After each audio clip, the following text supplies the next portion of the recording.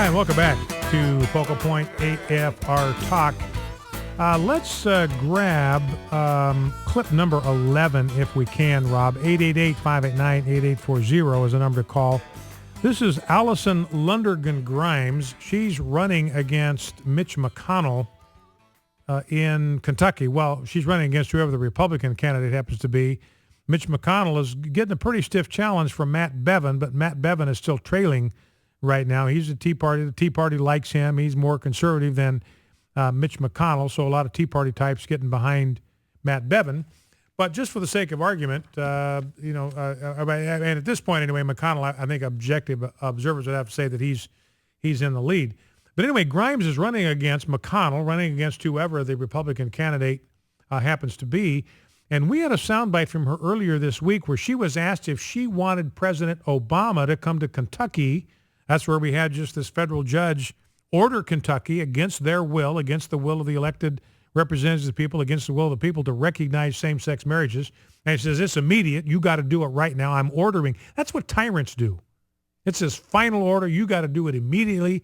That's the way totalitarian and tyrants speak. That's not the way that that leaders speak in a Republican form of government. You know, and our last caller was exactly right. You know, the Constitution says they don't serve for life. They serve during good behavior.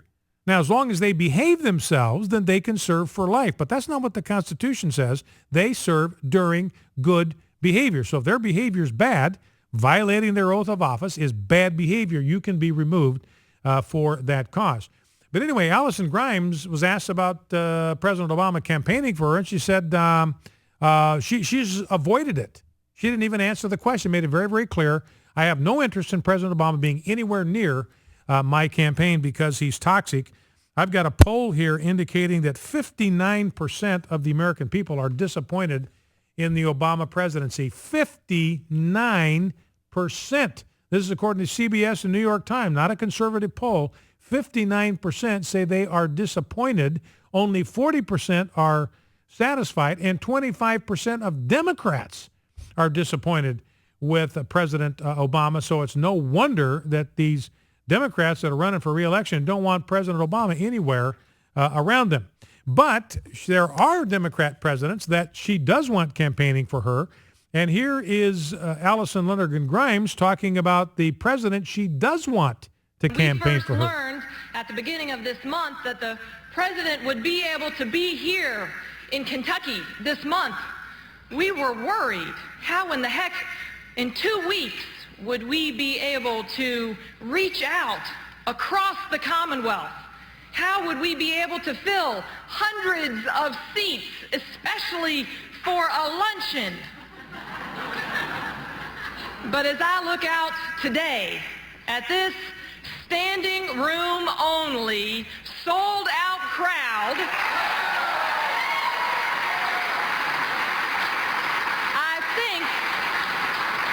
I think it goes without saying that Kentucky is Clinton country. So that's Bill Clinton, introduces him as the president.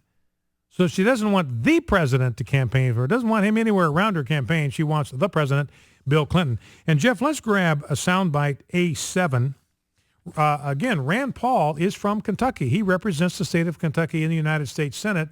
And he is responding to the fact that Allison Grimes brings Bill Clinton to the state of Kentucky to boost your campaign. He's received with enthusiastic applause, standing ovation. Here's what Rand Paul had to say about that.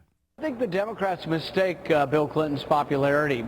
We have a lot of conservative Democrats in our state who go to church each week and really don't approve of his behavior, what he's done with women, with sexual harassment in the workplace.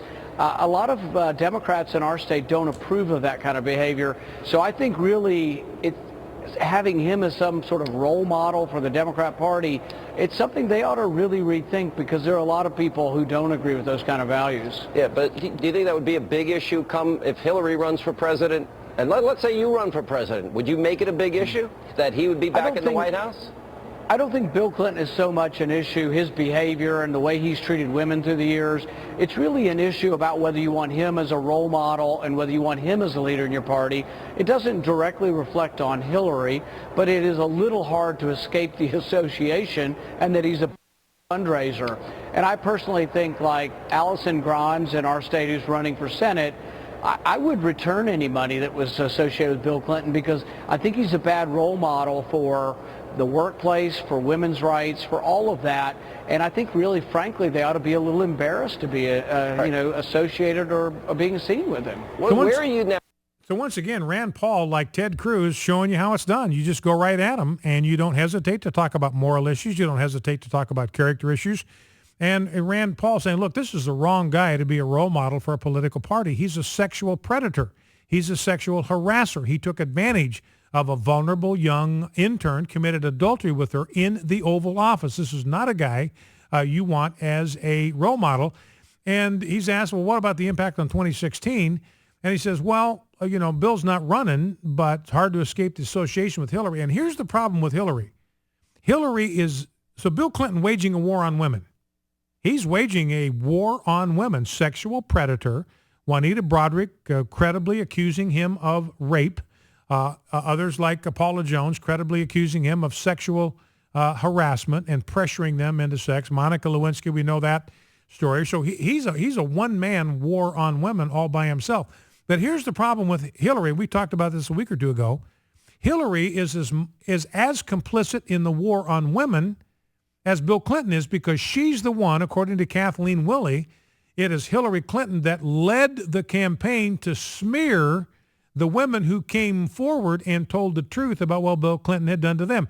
Who went on the attack to destroy them, to destroy their reputations, to tarnish their reputations, to discredit them, to demonize them and vilify them in the public square? That was Hillary Clinton. That was her doing. She was the hatchet woman for Bill Clinton in the war on women. All right, well, let's grab a couple of phone calls. Let's go to Michelle in San Angelo, Texas.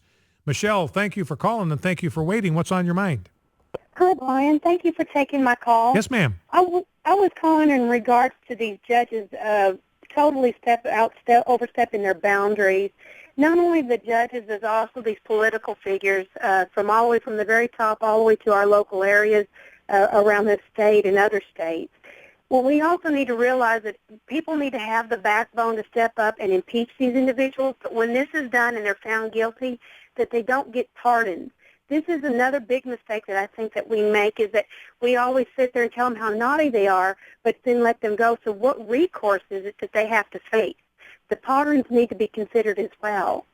Stop doing this, that make everybody face the music, face what they're doing wrong. Well, that's good, Michelle. And this business of impeachment, and Michelle's right. What happens if somebody does get impeached? Eric Holder gets impeached, gets convicted, removed from office, and then Barack Obama turns around and pardons him. I mean, he's got the power of the pardon. He can do that, and might just very well be likely to do that very thing. But going back to the impeachment thing for a moment, hitchhiking out what Michelle has said here.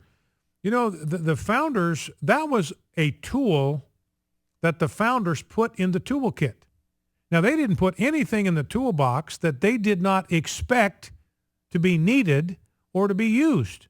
They weren't in there for show. They weren't in there for some reason other than that they recognized that a day might come when this particular tool is going to be needed for the job, and they wanted that tool in the toolbox. So I'm convinced that they did not intend the process of impeachment to be used as rarely as it has been used. They said, look, we understand human nature. We know that people are fallen. We know that absolute power corrupts absolutely. You can get somebody elected who may seem like a good guy. He gets Potomac fever, drinks the Kool-Aid, and all of a sudden goes off reservation. You got to find some way to control that guy in the middle of his term if necessary to prevent him from doing the destruction that he otherwise would do. And that's what impeachment is for. It's part of the system of checks and balances. It's not intended to be something bizarre or aberrational, but something that's there to be used when it is needed. And according to Jonathan Turley, we got to stop this guy before his term is up. It may be a tool that's needed in this administration. Let's go to John, Southern Illinois. John in Southern Illinois, welcome. What's on your mind? Yes, but thanks for having me on. I hear your show about once or twice a week. Thank you so much for what you do. Well, you're welcome. Thank you for listening. Your job has to be very hard to gather all this information and get it out to us. Well, I love doing it, and I'm glad you appreciate it. I want to say something about Rick Perry. Yes, he should stand up for the American people. He should stand up for everything in his state that he thinks right, but is he willing to take all the damage that the corrupt system is going to give back to him? Yeah. You know, we do have some leaders out there that are for the people, and I think that if you take that piece of paper that says, "In God We Trust," out of the equation, there will be a lot of people that would not be fighting for our country. All right, John. Listen, I appreciate that very, very much. Thank you for that. And there's an individual from Illinois saying that he would like to see what Rick Perry is going to do here. Let's go to Terry, Lake Charles, Louisiana. Terry, last call of the day. Got about 30 seconds if you can get right to the point. Hit me. I sure can. Brian, I was listening to you talk about the girl that wouldn't salute the flag. Yeah, earlier in the soldier. program, and asked for comments. You know what? I'm basically in sympathy with her because I want to say even Brian Fisher cannot say the Pledge of Allegiance now without lying. Now, You know why? that's true, don't you? Now, why could I not say the pledge without lying?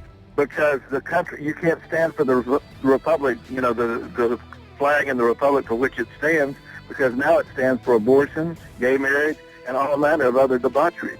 Well, You I'm can't say that standing. without lying. Yeah, and I appreciate what you're saying, Terry, but I can take that pledge and I can make it with a good conscience. I can take a pledge to the flag and the republic as designed by the founders. That's what the flag stands for. That's the republic I support. We got to bring some correction. I agree.